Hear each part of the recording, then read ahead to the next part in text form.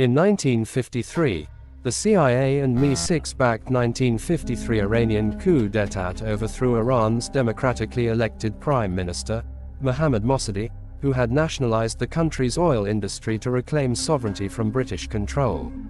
The coup reinstated Mohammad Reza Pahlavi as an absolute monarch and significantly increased United States' influence over Iran. Economically, American firms gained considerable control over Iranian oil production, with U.S. companies taking around 40% of the profits. Politically, Iran acted as a counterweight to the Soviet Union and aligned closely with the Western Bloc. Additionally, the U.S. provided the Shah both the funds and the training for SAVAK, Iran's infamous secret police, with CIA assistance. By the late 1960s and early 1970s, with the U.S. increasingly involved in the Vietnam War and unable to maintain its interests globally, it adopted the Nixon Doctrine, effectively shifting the burden of regional security to allied states.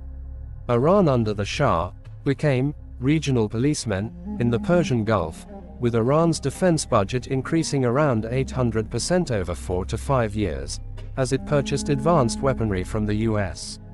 This rapid militarization contributed to severe economic instability, including spiraling inflation, mass migration from rural areas to cities, and widespread social disruption. At the same time, the Shah's regime grew increasingly authoritarian. Those who spoke out were often arrested or tortured by SAVAK. Much of this repression unfolded with little scrutiny or challenge from the U.S. By the late 1970s, popular resistance to the Shah's rule had reached a breaking point. Additionally, in 1963, the Shah launched the White Revolution, a top-down modernization and land reform program that alienated many sectors of society, especially the clergy. Khomeini emerged as a vocal critic and was exiled in 1964. However, as ideological tensions persisted between Pahlavi and Khomeini, anti-government demonstrations began in October 1977, developing into a campaign of civil resistance that included communism, socialism, and Islamism. By 1977, mass protests were underway. A key turning point occurred in August 1978, when the Cinema Rex fire killed around 400 people.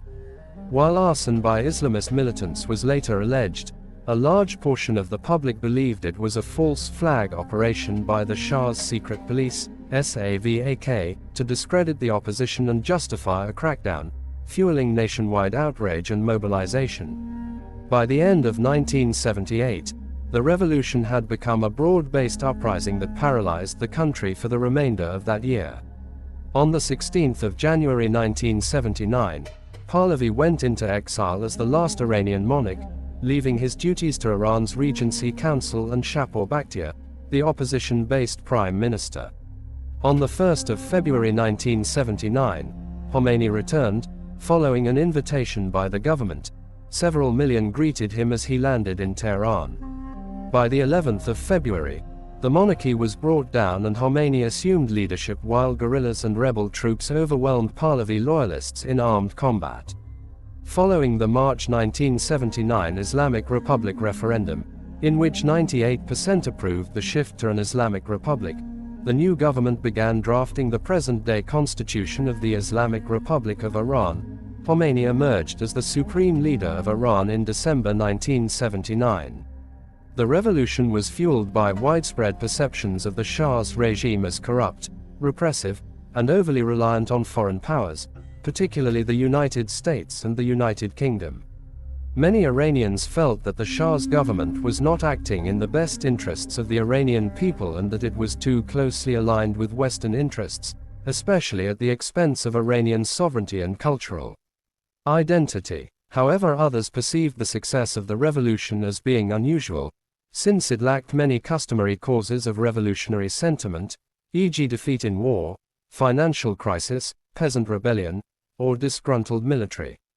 It occurred in a country experiencing relative prosperity, produced profound change at great speed, and resulted in a massive exile that characterizes a large portion of Iranian diaspora, and replaced a pro-Western secular and authoritarian monarchy with an anti-Western Islamic republic based on the concept of Velayat-e Faqih, guardianship of the Islamic jurist, straddling between authoritarianism and totalitarianism.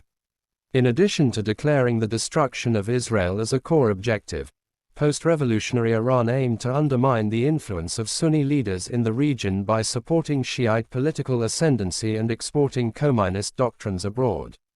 In the aftermath of the revolution, Iran began to back Shia militancy across the region, to combat Sunni influence and establish Iranian dominance in the Arab world, ultimately aiming to achieve an Iranian-led Shia political order.